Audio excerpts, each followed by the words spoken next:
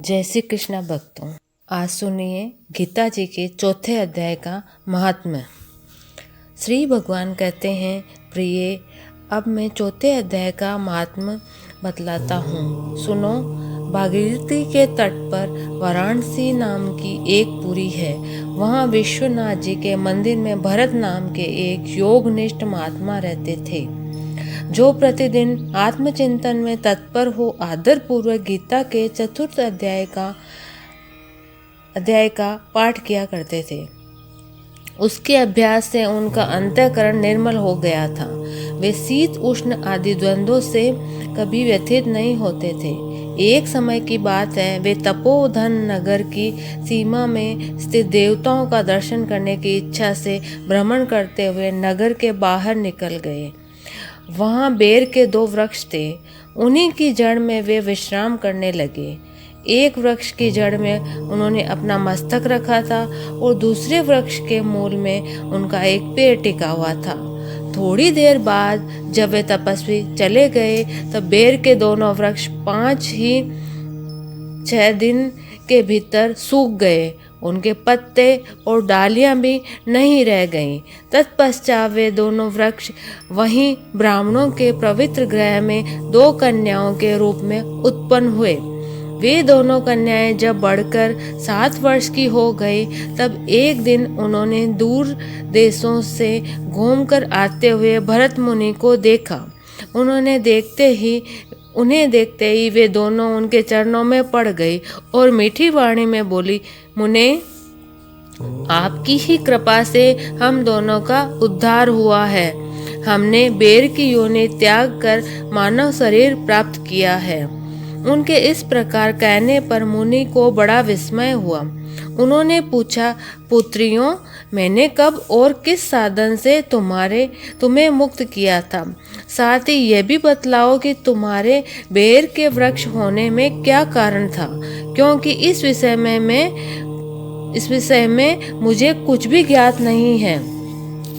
तब वे कन्याएं पहले उन्हें अपने बेर हो जाने का कारण बतलाती हुई बोली, मुने, गोदावरी नदी के तट पर छिन्नपाल नाम का एक उत्तम तीर्थ है, जो मनुष्यों को पुण्य प्रदान करने वाला है। वह पावनता की चरम सीमा पर पहुंचा हुआ है। उस तीर्थ में सत्य तपा नामक एक तपस्वी बड़ी कठोर तपस्या कर रहे थे। वे ग्रीष्म ऋतु में प्रज्वलित अग्नियों के बीच में बैठते थे। वर्षा काल में वे जल की धाराओं से उनके मस्तक के बाल सदा भीगे ही रहते थे तथा जाड़े के समय जल में निवास करने के कारण उनके शरीर में हमेशा रोंगटे खड़े रहते थे। वे बाहर भीतर से सदा शुद्ध रहते, समय पर तपस्या करते तथा मन और इंद्रियों को संयम में रखते हुए परम शांति प्राप्त करके आत्मा में ही रमण करते थे। वे अपनी विद्वता के द्वारा जैसा व्याख्यान करते थे उसे सुनने के लिए साक्षात ब्रह्मा जी भी प्रतिदिन उनके पास उपस्थित होते और प्रश्न करते थे। ब्रह्मा जी के साथ उनका संकोच नहीं रह गया था, अतः उनके आने पर भी वे सदा तपस्या में मग्न रहते थे। परमात्मा के ध्यान में निरंतर संलग्न रहने के कारण उनकी तपस्या सदा बढ़ती रहती थी। सत्य तपा को जीवन मुक्त के समान मानकर इंद्र को अपने समृद्धिशाली पद के संबंध में कुछ भय हुआ। तब उन्होंने उनकी तपस्या में सैकड़ों विघ्न डालने आरंभ किए। अप्सराओं के समुदाय से हम दोनों को बुलाकर इंद्र ने इस प्रकार आदेश दिया, तुम दोनों उस तपस्वी की तपस्या में विघ्न डालो, जो मुझे इंद्र पद से हटाकर स्वयं स्वर्ग का राज्य भोगना चाहता है। इंद्र का यह आदेश पाकर हम दोनों उनके सामने से चलकर गोदावरी के तीर पर, जहाँ वे मुनि तपस्या करते थे, आई। वहाँ मंद एवं गंभीर स्वर से बजते हुए मृदंग और मधुर वेणुनाद के साथ हम दोनों ने अन्य अप्सराओं सहित मधुर स्वर में गाना आरंभ किया। इतना ही नहीं, हम योगी महात्मा को वश में करने के लिए हम लोग स्वर, ताल और लय के साथ नृत्य भी करने लगी। बीच बीच में जरा जरा सा अंचल खिसकने पर उन्हें हमारी छाती भी दिख जाती थी। हम दोनों की उन्मत्त गति काम भाव का उद्दीपन करने वाली थी, किंतु उसने उन निर्विकार चित्त वाले महात्मा के मन में क्रोध का संचार कर दिया।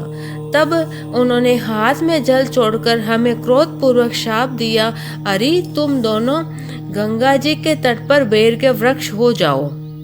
ये सुनकर हम लोगों ने बड़ी विनय के साथ कहा, महात्मन हम दोनों पराधीन थी, अतः हमारे द्वारा जो दुष्कर्म किया गया है उसे आप क्षमा करें। यूँ कहकर हमने मुनि को प्रसन्न कर लिया।